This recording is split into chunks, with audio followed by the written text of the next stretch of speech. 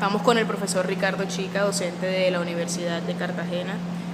Profesor, ¿qué recursos debe tener qué recursos educativos debe tener la comunicación?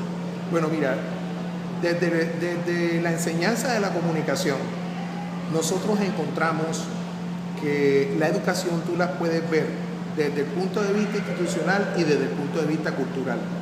Desde el punto de vista institucional es todo lo que la gente aprende dentro de la universidad sobre comunicación. Y desde el punto de vista cultural es todo lo que la gente aprende fuera de la institución o fuera de la universidad sobre comunicación. Pero como me están haciendo una pregunta que tiene que ver con recursos didácticos, aquí encontramos una revolución importantísima y es la convergencia entre la escuela, o por lo menos las instituciones educativas, y lo cultural. Ambos ámbitos de aprendizaje entraron en convergencia en virtud precisamente de la flexibilidad de los recursos, de las herramientas, de la flexibilidad en los tiempos, en los contenidos, en las intervenciones de esos contenidos, porque yo como receptor los puedo intervenir y puedo cambiar, etcétera, etcétera. De tal manera que desde el punto de vista de la didáctica hay un repertorio de herramientas que se actualizan constantemente y que dependen de la imaginación estratégica del docente a la hora de anticiparse a los movimientos de aprendizaje que va a hacer el estudiante.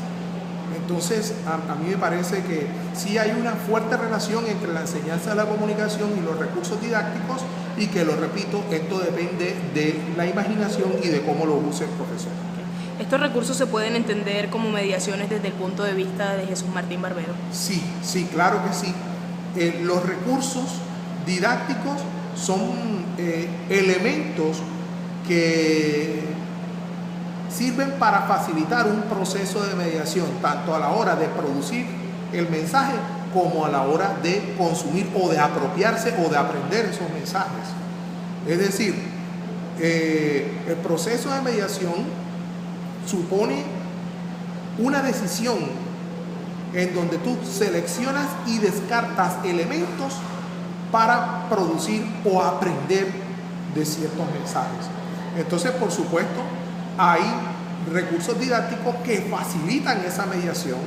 Por ejemplo, un texto científico muy complejo, a través de un recurso didáctico, a través de la mediación de un recurso didáctico bien diseñado, se puede facilitar en virtud de su apropiación.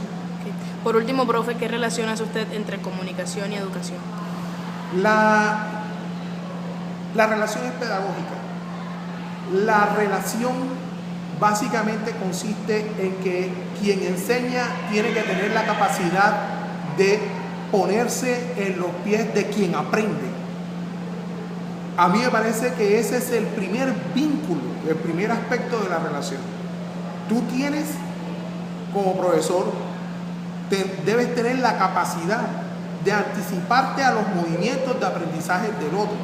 Esto significa que tú tienes que conocer y tienes que saber en qué consiste el conocimiento previo del otro. Entonces, ¿quién es el otro? Un sujeto. Y esa subjetividad pueden ser niños, pueden ser jóvenes, pueden ser adultos, pueden ser comunidades especiales, pueden ser comunidades LGBTI, pueden ser comunidades étnicas.